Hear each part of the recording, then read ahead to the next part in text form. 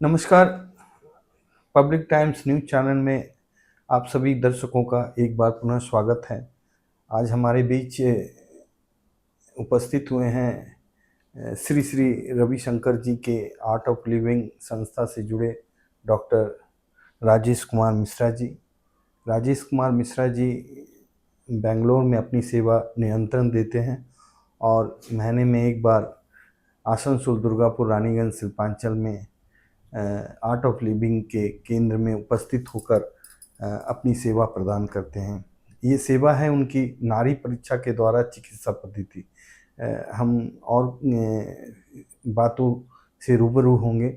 सबसे पहले public times news channel में डॉक्टर साहब आपका बहुत बहुत स्वागत है। धन्यवाद। डॉक्टर साहब, हम लोग जानना चाहेंगे कि आज की मेडिकल पद्धति जो है, डायग्नोसिस माने अंग्रेजी पद्धति जो है, उसमें आपकी नाड़ी परीक्षा का क्या समांतर है, क्या अंतर है? देखिए, अंग्रेजी पद्धति जो है वो अलग है, आयुर्वेदिक पद्धति अलग है। अंग्रेजी पद्धति में जो भी जांचें होती हैं हमारी बॉडी के अंदर की, स्कैनिंग होती है या फिर हमारे ब्लड की जांच होती है, उसमें कोई चीज़ बढ़ा है घटा है उसके अकॉर्डिंगली वो मेडिसिन देते हैं वो। आयुर्वेद में इसका बिल्कुल अलग है। हमारा जो पद्धति है वो इम्बैलेंसेस के ऊपर है। हमारे शरीर के अंदर क्या चीज़ है जो जिसके कारण से हमें तकलीफ हो रही है, और वो नाड़ी परीक्षा से हमारे शरीर में पता चलता है पांचों तत्वों के बारे में। वो पांचों तत्व हमारे यहाँ पे नाड़ी में पल्सेट होते हैं जो वात पित्त कफ के रूप में है, और ये किस संस्थान में दोष दे रहे हैं वो देख के हम लोग फिर दवा के बारे में और जो एडवाइजेस होते हैं वो हम लोग देते हैं। आपको अगर नाड़ी परीक्षा के द्वारा किन किन कठिन रोगों का आप निदान कर पा सके हैं, या आपके पास ऐसे उदाहरण हैं? बहुत संक्षेप में अगर हम बताना चाहें आपको तो समझ पाएंगे कि हमारा शरीर 5 तत्वों से मिलकर बना हुआ है: आकाश, वायु, अग्नि, जल और पृथ्वी। इसको संस्कृत में कहते हैं यत् पिंडे तत् ब्रह्मांडे। जो ब्रह्मांड में है वही हमारे पिंड में है। ये पांचों तत्व जो है वो हमारे शरीर के संस्थान से जुड़े हुए हैं, और जब ये इम्बैलेंस होते हैं हमारे शरीर में तो रोगों की उत्पत्ति करते हैं ये। तो जब हम नाड़ी से चेक करते हैं तो ये इम्बैलेंसेस को देखते हैं कि हमारे शरीर में क्या क्या चीजें हैं जो ठीक नहीं है, दोष पैदा कर रही हैं। उन दोषों का शमन करने से वो रोग ठीक होते हैं। हमें कुछ बढ़ाना घटाना नहीं पड़ता है, वो सिर्फ दोषों का शमन करने से ही ठीक होते हैं ये। डॉक्टर साहब, क्यों लोग जब थक जाते हैं, माने अंग्रेजी चिकित्सा पद्धति से जब थक जाते हैं तब आपकी ओर रुख करते हैं, ऐसा क्यों? कारण है, थक इसलिए जाते हैं कि उनको जल्दी होती है अपनी तकलीफ को दूर करने की। पहली चीज, सबसे पहला डिमेरिट है कि हमें जो तकलीफ हो रही है वो हमें तकलीफ ना हो। और एलोपैथ जो है वो केमिकल से सारी दवाइयां बनती हैं, केमिकल कंपोजिशन से दवाइयां बनती हैं जिनका काम है चीज़ों को रोकना। अगर कोई चीज़ बड़ी है उसको घटा दो, कोई चीज़ घटी उसको बढ़ा दो। दर्द हो रहा है तो पेन किलर दे दो, तो 3-4 घंटे 5 घंटे दर्द में आराम रहेगा, आदमी अपना काम कर सकता है। तो जल्दी की वजह से पहले वो एलोपैथ की तरफ भागते हैं, वो जाते हैं। वो बुरा नहीं है, ठीक है। इमरजेंसी में जो ट्रीटमेंट लेते हैं वो लोग इसलिए लेते हैं उनको तकलीफ ना हो, लेकिन ये तकलीफ हमेशा रहती ही रहती है, जाती ही नहीं है। क्योंकि जो भी औषधि दी जाती है, दवा दी जाती है, वो रोग को दबाने के लिए दी जाती है, ना कि ठीक करने के लिए। तो जब जो चीज आराम हो गया वो कुछ देर बाद फिर शुरू होता है। ऐसी कोई बीमारी ही नहीं है जिसकी दवा आपको पूरी जिंदगी खानी ना पड़े। यही डिमेरिट है। तो नाड़ी परीक्षा के द्वारा उसके बाद जैसे आप रोगों का उपचार शुरू कर दिए नाड़ी परीक्षा, उसके बाद अंग्रेजी मेडिसिन की पद्धति में आपकी पद्धति में क्या अंतर है? फर्क यही है सिर्फ इतना कि जो हम आपको औषधि देते हैं वो औषधि नहीं है, फूड प्रोडक्ट्स हैं। जैसे अजवाइन है, जीरा है, अदरक है, काली मिर्च है, लौंग है, तुलसी है, पीपर। इनके कॉम्बिनेशन से जो मेडिसिन हम बना के देते हैं आपको, वो आप खाते हैं टैबलेट के रूप में, कैप्सूल्स के रूप में या सिरप के रूप में। पहले क्या था, वैद्य लोग आप उनके पास जाते थे, वो बोलते थे जड़ी लेके आओ, पीसो और उसको पियो, या आसा वरिष्ठ या चूर्ण चटनी खिलाते थे वो। तो वो नेचुरल तरीके से ही बनाते थे, वो तुरंत मंगा के तुरंत उसको घिस के बना देते थे वो। वही चीजें अब हम टैबलेट के रूप में, कैप्सूल्स के रूप में, क्योंकि आपके पास टाइम नहीं है और लोगों के पास टाइम नहीं है कि वो बहुत जाके खेतों में जाके ढूंढें और हर्ब्स ढूंढें वो। तो वो बना बनाया जो, जैसे मान लीजिए अभी स्किन की प्रॉब्लम अगर है तो हम आपको नीम देंगे। नीम क्या करेगी, वही नीम की पत्तियां जो है, नीम के पेड़ है, उनकी छाल है, उनके बीज है, उन्हीं का प्रयोग करते हैं हम। नेचुरल है वो, प्राकृतिक है वो। आपको पेट की प्रॉब्लम होगी, हम अजवाइन देंगे, आपको जीरा देंगे, धनिया देंगे। ये सब हमारे किचन में है, नेचुरल है, ये प्राकृतिक रूप से ईश्वर ने हमें दिया हुआ है। लेकिन अगर आप डॉक्टर के पास जाते हैं तो केमिकल कंपोजिशन से बना हुआ डाइजीन देगा आपको वो, और भी ढेर सारी जो दवाइयाँ केमिकल से बनी हुई दवाइयाँ हैं, वो इंजाइम्स देंगे वो तरह तरह के पेट के लिए, और उससे आपको तुरंत खाने से लाभ मिल सकता है कि वो ठीक होता नहीं है। आयुर्वेद क्या करता है, रूट कॉज को ठीक करता है, जड़ से खत्म करता है आयुर्वेद बीमारी को। आयुर्वेद में अगर एक पेशेंट को ये जरूरत हो जाए कि उसका सर्जरी करना हो, तो उस वक्त आयुर्वेद के पास क्या उपाय है? सबसे पहले आयुर्वेद में ही सर्जरी थी। चरक, सुश्रुत, बागभट का नाम सुना होगा आपने। ये तीन जो है पुरातन काल से आयुर्वेद के रीढ़ है, समझ लीजिए ये थे। सुश्रुत ने सर्जरी को हमेशा आगे बढ़ाया। पहले आयुर्वेद में सर्जरी थी, आज भी हमारे यहाँ आयुर्वेद में हमारे जो हॉस्पिटल्स हैं उनमें सर्जरी है। तो जिस तरह से चोट लगने से हड्डियां टूट जाती थी तो कपचियां बांध के, उनको बांध के पान के पत्ते और भी पत्तियां जो है लगा के और उनका वो घिस के उनके पेस्ट बना के लगाए जाते थे, जैसे कि वो पूरी तरह से ठीक हो जाए, और ठीक हो जाते थे वो। तो सर्जरी हमारे यहाँ तो सबसे पहले थी आयुर्वेद में। और मॉडर्न साइंस में जो सर्जरी है वो इंस्ट्रूमेंट्स पे है, चीज़ों को काटना छांटना, जैसे बढ़ई करता नहीं है वो, आपकी हड्डी टूट गई तो उन्होंने उसको रेती से काट दिया और फिर वो नट बोल्ट लगा के जोड़ दिया।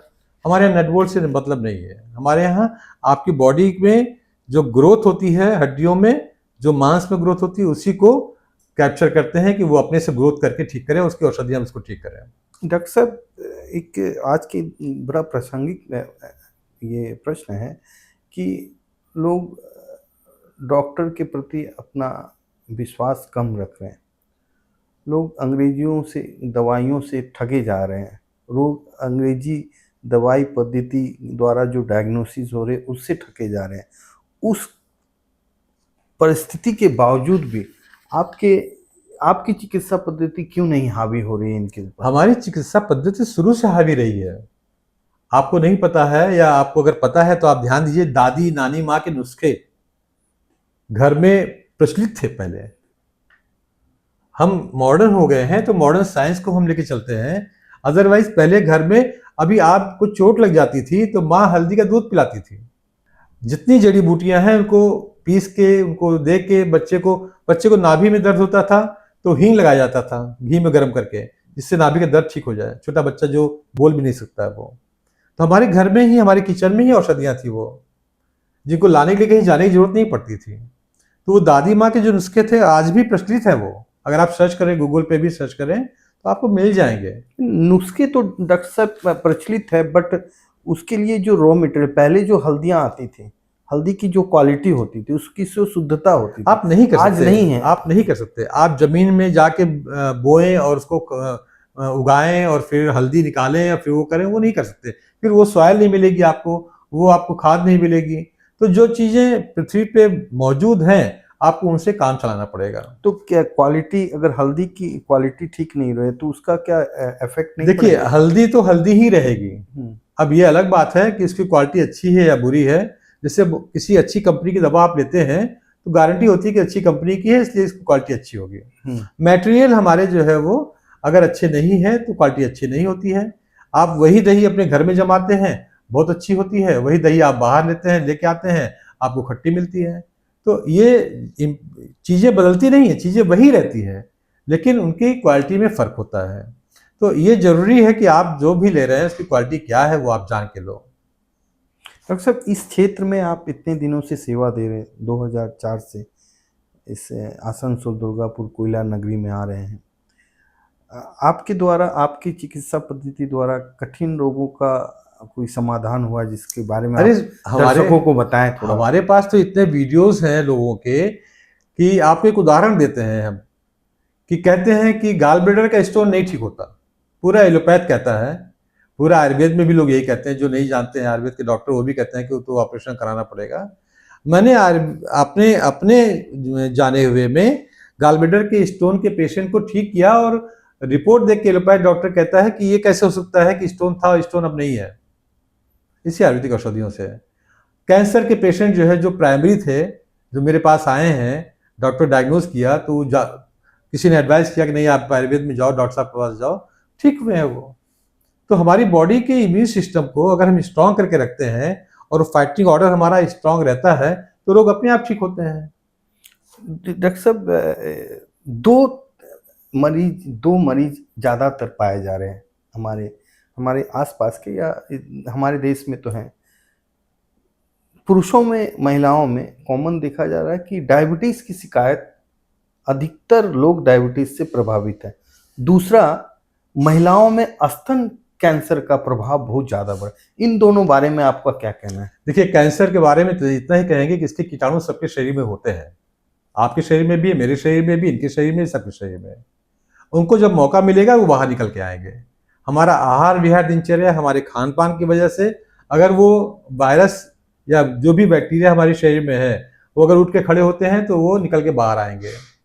तो हमारे खान पान, स्ट्रेस, एंग्जाइटी, तनाव, दिनचर्या, इनका बहुत प्रभाव पड़ता है हमारे शरीर पे। तो जो डायबिटीज़ के बारे में अगर हम आपको बोलें तो उसके जो मानक बना दिए गए हैं अभी आयुर्वेद के मानक में, आपको ताज्जुब करेंगे कि 180 खाना खाने के बाद का 180 से 200 के बीच का जो डायबिटीज़ का जांच होता था, निकलता था, आयुर्वेद उसको नॉर्मल मानता था। अच्छा। इंडस्ट्री ने क्या किया, इसको घटा घटा के 120 और 140 पे लाकर रख दिया, 140 पे रख दिया। फिर और भी ज़्यादा इसको स्प्रेड करने के लिए HbA1c कर दिया। 3 महीने में आपका शुगर निकलेगा ही निकलेगा। 5 के ऊपर निकल गया तो आपको शुगर प्राइमरी बोल दिया या शुगर बोल दिया। तो ये खेल है एक तरह का। हमारे शरीर में, हमारे भारत में मोस्टली 70-80% लोग डायबिटीज से पीड़ित हैं। उसका कारण सिर्फ इतना है कि खान पान, जीवन शैली, हमारे खान पान में इतना बदलाव हो गया है कि हम अनाज के अलावा कुछ खाते नहीं हैं और बाहर होटलों में खाते हैं और जो जंक फूड है, फास्ट फूड, इनका प्रयोग करते हैं जो हमारे शरीर के लिए अच्छा नहीं है। अगर हमारी दिनचर्या में, हमारे आहार विहार में जो हमारा भोजन है, सात्विक भोजन जिसे हम कहते हैं कंदमूल फल, ये कंदमूल फल हमारा सही भोजन है। अनाज तो हमने बाद में जोड़ा ना, जब आग हम पैदा करना शुरू किए तो हम जला जला के चीज़ों को भून भून के खाना शुरू किया। उसके पहले तो कंदमूल फल ही खाते थे। रामचंद्र जी बनवास गए, क्या खाया उन्होंने? कंदमूल फल ही खाया। तो जो हमारा भोजन अगर हम वो करेंगे तो 70% से ज़्यादा विषाक्त हमारे शरीर में बनेगा ही नहीं, हम हेल्दी रहेंगे। और स्तन कैंसर के कैंसर का वही है, हमारे शरीर में ग्लैंडुलर फॉर्मेशंस जो होती हैं अनसैचुरेटेड और सैचुरेटेड होती हैं। जो सैचुरेटेड हैं वो बहुत दिन तक चलती रहती हैं। अगर हम कुछ गड़बड़ नहीं करते हैं, उनको टेस्ट नहीं करते हैं, मेमोग्राफी नहीं कराते हैं, कुछ और नहीं कराते हैं, उसको प्रेस नहीं करते हैं, बहुत ज़्यादा दबाव नहीं डालते हैं उस पर, तो वो चुपचाप सुप्तावस्था में पड़े रहते हैं। लेकिन जब अनसैचुरेटेड हो जाते हैं, ये कहीं नाखून लग गया या कहीं पे वो दबाव पड़ा उस पर, तो वो सेल्स होती हैं वहाँ की डिस्ट्रॉय होती हैं, वो अंदर अंदर, और फिर डिप्लॉयड होती चली जाती हैं, बढ़ती चली जाती हैं सेल टू सेल, और वो स्तन में हो, चाहे पेट में हो, चाहे गले में हो, चाहे नाक में हो, कहीं भी हो, वो होना शुरू हो जाता है। पॉल्यूशन का कितना प्रभाव आपके हिसाब से शरीर के में? पॉल्यूशन तो आप ये समझ लो कि मैं इसको 80% मानता हूँ। 70 to 80% पॉल्यूशन जिम्मेदार है, क्योंकि हमारे लंग्स जो है वो हवा से जो कुछ भी ले रहा है उसमें अगर जो धुआं है, धूल है, ये सब चीज़ें अगर हमारी सेंसिटिविटी बॉडी की अच्छी नहीं है, इम्यून सिस्टम ठीक नहीं है, तो हमको वो साइनस की प्रॉब्लम, सर्दी जुकाम की प्रॉब्लम होगी ही होगी, क्योंकि हमारी बॉडी का इम्यून सिस्टम डाउन है और हम उसको सस्टेन नहीं कर सकते हैं। वो हमारे अंदर जाएगा तो हमारे लंग्स को नुकसान पहुँचाएगा, हमारी सांसों को नुकसान पहुँचाएगा, फिर अस्थमा और दमा सब बीमारियां हो जाएंगी, वो सर्दी जुकाम खांसी ना ठीक होने वाला पीनस तक रोग हो जाएगा। पिछले 10 सालों से या आप मान ले 2 दशक से ये देखा जा रहा है डॉक्टर साहब कि बच्चों में नेत्र की समस्या ज़्यादा हो रही। छोटे छोटे बच्चे चश्मा पहनने को मजबूर हो जा रहे। क्यों, ऐसा क्यों हो रहा? कारण है स्क्रीन। पहले टीवी नहीं होती थी, पहले मोबाइल नहीं होते थे, पहले आंखों के लिए ब्लैक बोर्ड होता था, पेन नहीं होती थी, दूर से चीज़ें देखी जाती थी, तो आंखों का जो एक सेंटर ऑफ कर्वेचर बनता है वो हमेशा फोकस्ड रहता है। अभी स्क्रीन की वजह से आंखों को पुतलियाँ फैल जाती हैं, वो उनमें स्ट्रेस पड़ता है, वो और ड्राई कर देती हैं आंखों को। जो हमारे आंसू है ना वो ड्राई होते चले जाते हैं। आंखों से आंसू बहना शुरू हो जाएगा, बार बार आंख रगड़ेगा, वो आंखें लाल हो जाएंगी, और फिर उसकी वजह से उसकी आंख पे असर पड़ेगा। जो हमारा ऑप्टिक नर्व है वहाँ पे जो ब्लड वेसल्स है वो वीक हो जाती हैं, वहाँ ड्राइनेस आ जाती है, फिर सब धुंधला धुंधला दिखता है, सेंटर ऑफ कर्वेचर जो है बन नहीं पाता ठीक से। इसी वजह से प्रॉब्लम है ये। और आज तो मैं देख रहा हूँ इतने छोटे से बच्चे जो पैदा हुए हैं, जिनको गोद में बैठना नहीं है अभी, उनको स्क्रीन दिखाया जाता है। स्क्रीन में कोई जानवर खेल रहा है, कुछ खेल रहा है, वो बच्चे उसी में आँख, इतने छोटे से बच्चे जो कि अभी गोद में बैठ नहीं पा रहे हैं, वो स्क्रीन देख रहे हैं, तो उस सोचिए कितना असर पड़ेगा। हम लोग को तो पता ही नहीं था, हम लोग तो जब इंटर क्लास में पहुंचे हैं, उसके बाद पहुंचे हैं, तब मोबाइल के बारे में जानना शुरू किया, था ही नहीं। तो हमारी आंखों पे सबसे ज्यादा प्रभाव सूरज के पास नहीं बैठना, सूरज उगते हुए सूरज को नहीं देखना, जिससे हमारे आंखों की ज्योति में प्रभाव पड़ता है, और स्क्रीन पे ज़्यादा देर तक रहना, टीवी के सामने या मोबाइल के सामने रहने से ही ज़्यादा प्रभाव। और जंक फूड तो सबसे बुरा, फास्ट फूड और जंक फूड इसमें ज़्यादा जिम्मेदार है। कोई पोषण नहीं है, मरा हुआ भोजन है वो। हमारे शरीर में मरे हुए भोजन से पोषक तत्व मिलेंगे नहीं, और शरीर में मरा हुआ ही रहेगा धीरे धीरे। तो बाद में फिर वो चीज़ें डेवलप कर जाती हैं, जो टॉक्सिन्स बनते हैं वो जहाँ जहाँ की चीज़ें हैं वहाँ वहाँ प्रॉब्लम क्रिएट करती हैं। एज ए चिकित्सक, ये नाड़ी पचिया के बेहतरीन डॉक्टर होने के नाते, आज हमारा देश चिकित्सा के किन पद्धतियों से सबसे ज़्यादा जूझ रहा है?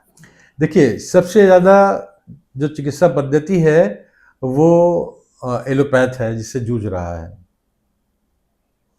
क्योंकि मेडिसिन्स के कॉम्बिनेशंस इस तरह से वो लोग बना रहे हैं वहाँ पे कि हमारी बॉडी में क्या रिएक्शन करेगा, क्या नहीं करेगा, नहीं पता। डॉक्टर भी कई बार नहीं जान पाता है कि जो मेडिसिन हम दे रहे हैं वो काम करेगी या रिएक्शन करेगी।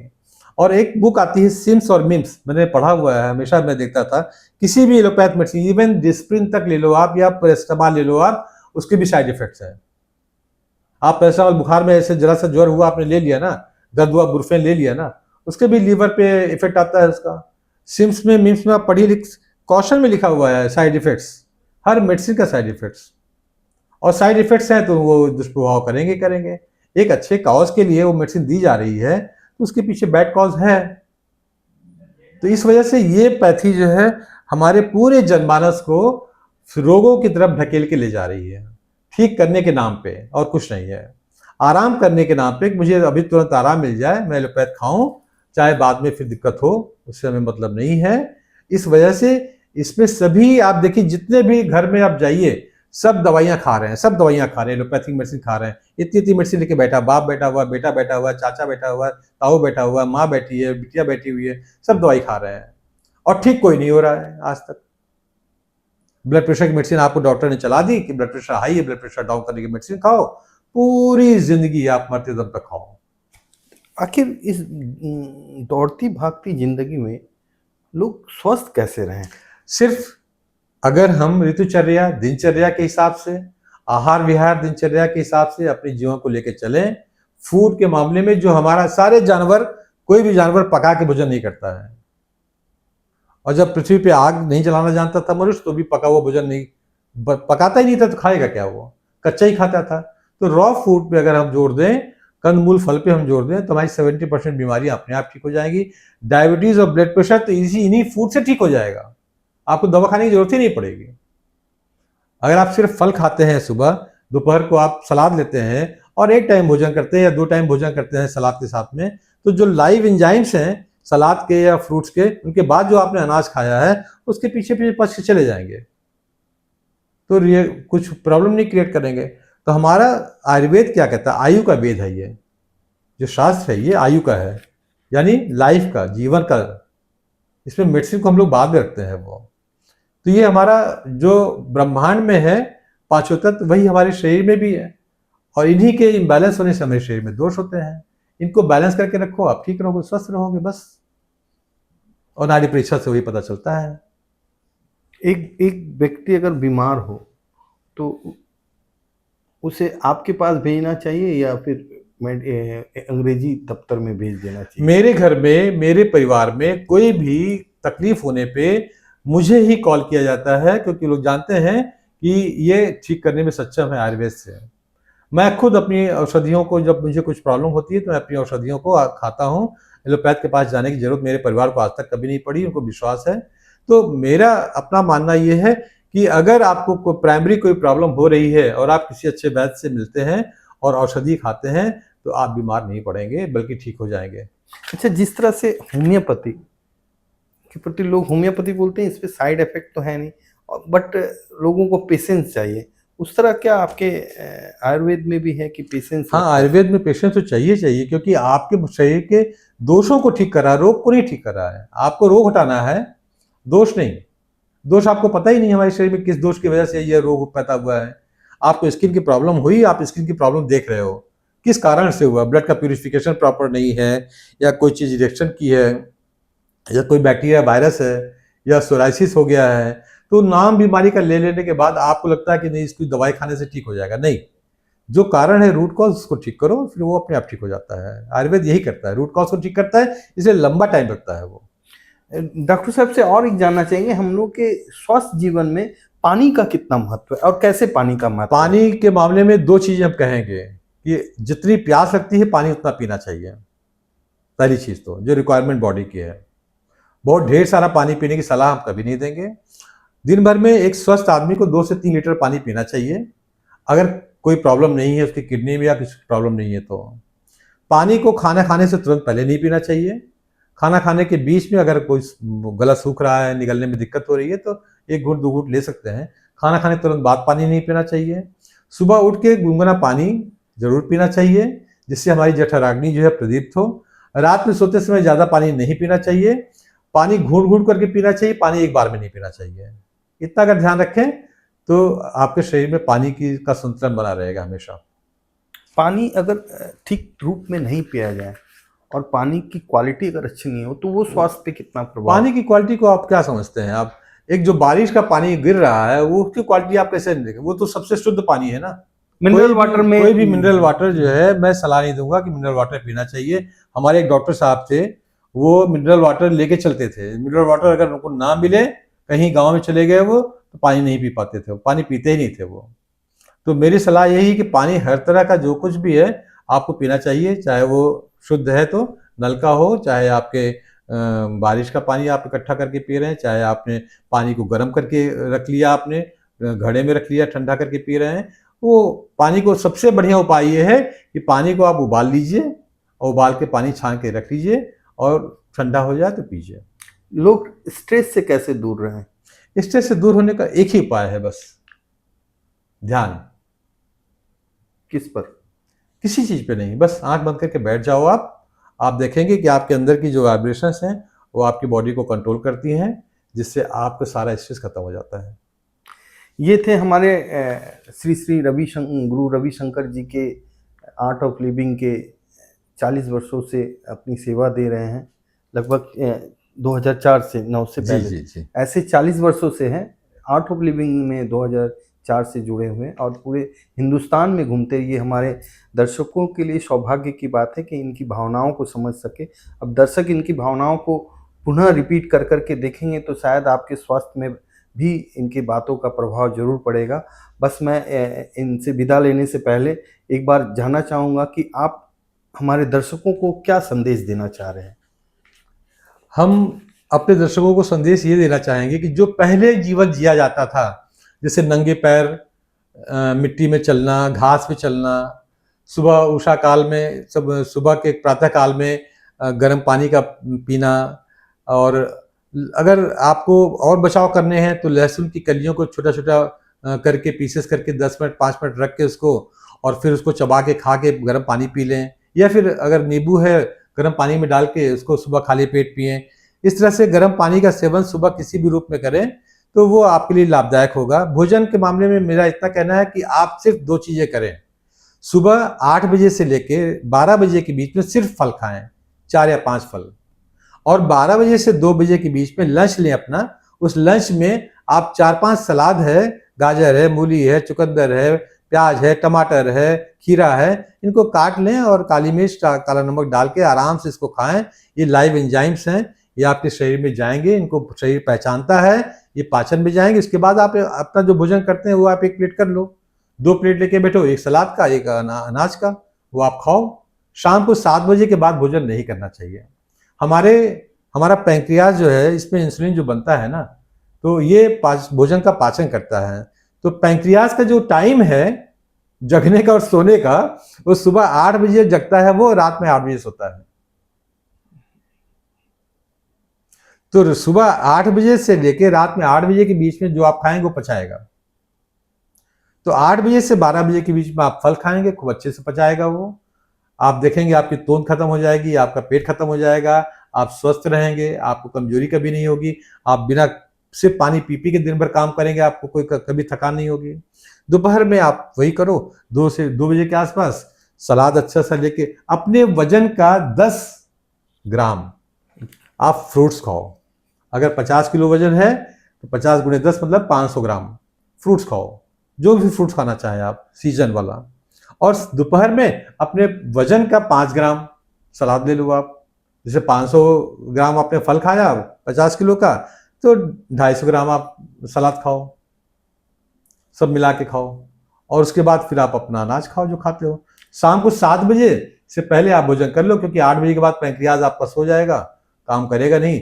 फिर वो आपका जो गट का प्रॉब्लम है वो शुरू होना शुरू हो जाएगा। बैड बैक्टीरिया जितने हैं वो शाम को 8 बजे के बाद शुरू हो जाते हैं खाना, और फिर गुड बैक्टीरिया आपको नहीं मिलेंगे खाने के लिए। बैड बैक्टीरिया खाएगा, फिर आपके शरीर में वो चीज़ें रोग के रूप में, चाहे वो ट्यूमर हो, चाहे कैंसर हो, चाहे वो डायबिटीज़ हो, चाहे ब्लड प्रेशर हो, जितने भी रोग हैं उन्हीं लोगों को होंगे जो शाम को 7 बजे के बाद भोजन करते हैं।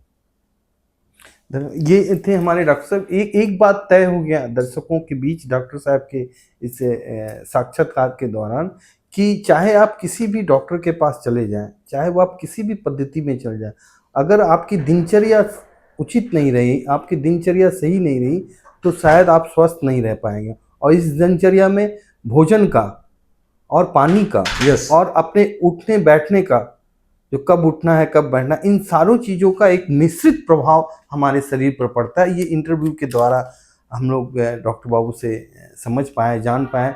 मैं फिर एक बार निवेदन करूंगा अपने दर्शकों की ओर से कि जब भी आपको वक्त मिले हमारे बीच पुनः एक छोटी सी बात करेंगे। आपने उठने बैठने की बात की, तो दर्शक शायद समझ नहीं पाएंगे कि उठने बैठने का क्या मतलब है। तो मेरा भी इसमें आपको थोड़ा कहना चाहेंगे कि उठने बैठने का मतलब ये है कि जब आप भोजन कर लें तो आप वज्रासन पर बैठ जाएं, और भोजन करने के बाद आप तुरंत बिस्तर पर ना सोएं, कम से कम 15-20 मिनट चलें।